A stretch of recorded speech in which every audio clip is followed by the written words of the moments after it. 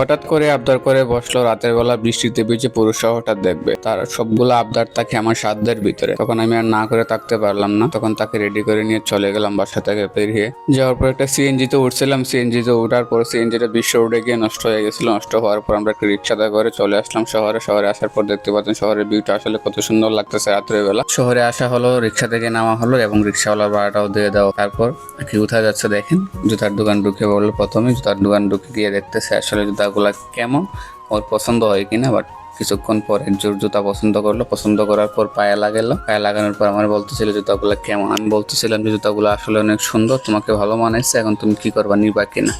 তখন আগে একটু দাম দর করতে একটু বেশি পছন্দ করে, আমি তেমন একটা পছন্দ করি না যদিও। তারপর আয়মানকে আমার কুলে দিয়ে আবার জুতা দেখা শুরু করে দিল। ওদিকে নৌকা জুতা না কি জুতা নাকি জানি এটাকে বলে, আমি জানি না যদিও সঠিক নামটা। তারপর জুতাগুলো পায়ে পড়লো, পায়ে পড়ার পর আগে একটু সুন্দর লাগতেছিল জুতাগুলো। তারপর আর জুতাগুলো দেখতেছিল। ওদিকে এমন একটু কান্নাকাটি করতেছিল, এমন থাকতে পারছিল না। আসলে বৃষ্টি হয়েছিল তখন, যে পরিমাণে গরম দোকানের ভিতরে, আসলে ফ্যান আছে তারপর অনেকটাই গরম লাগতেছিল, আমরা ঘামে গেছিলাম। তারপরে পরিটা জুতাগুলো দেখতেছে, এটা দেখতেছে, ওইটা দেখতেছে, অনেকগুলো জুতা লাগাইতেছে, কেয়ার করার। তারপর একটু পছন্দ করে নিল। অবশ্যই পছন্দ করার পর দেখি সামনের দিকে গেলো, যাওয়ার পর মামার কাছে দাম দর করা শুরু করে দিল। কোনটা কত টাকা ছিল, একটু দাম দর করতে বেশি পছন্দ করে। আমি তেমন একটা পছন্দ করি না, দাম দর আমার কাছে ভালো লাগে না। আমার কাছে খুব বেশি একটা প্যারা মনে হয়ে যায়। আমি যে কোনো সময় যেগুলো জিনিস কিনি, প্রায় সব জিনিসগুলো আমার এক দরের দোকান থেকে কেনা হয়। তখন আরেক জুতা লাগাইলো, জুতা লাগানোর পর বলতেছিল যে আসলে জুতাটা কেমন। বলছিলাম যে ভালো, তবে আর ওই জুতাটা নেওয়া হয় না। এখন চলে আসলো জুতা নিয়ে কসমেটিক্সের দোকানে ব্যাগ কিনবে। ব্যাগ কেনার পর এসে একটু দাম দর করা শুরু করে দিল। ভিডিও মানুষটা আসলে বুঝেনি, মহিলা মানুষ যদি মার্কেটে যায় আসলে দাম দর করা ছাড়া তারা কোনো জিনিস কিনতেই চায় না, সবসময় দাম দর করতেছিল। ওদিকে তখন আর ব্যাগটা কেনা হয় না যদিও।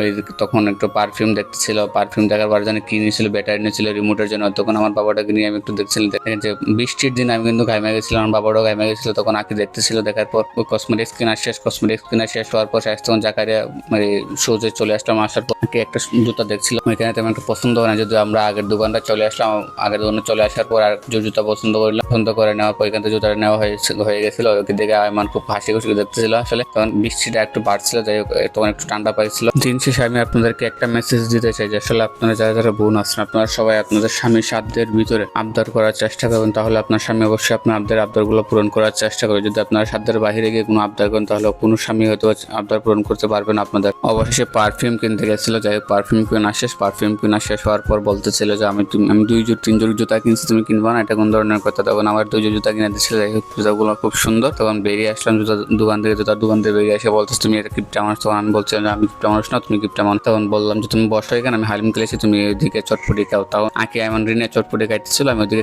হালিম করেছিলাম। যাই হোক আজকে ভিডিও ছিল, আমাদের ভিডিও যদি ভালো লাগে অবশ্যই লাইক কমেন্ট শেয়ার দিয়ে আমাদের পাশে দেবেন। যারা নতুন আমাদের চ্যানেলটি সাবস্ক্রাইব করে পাশে বেল আইকনটি প্রেস করে দেবেন এবং আজকে ভিডিওটি কেমন অবশ্যই কমেন্ট করে জানাবেন।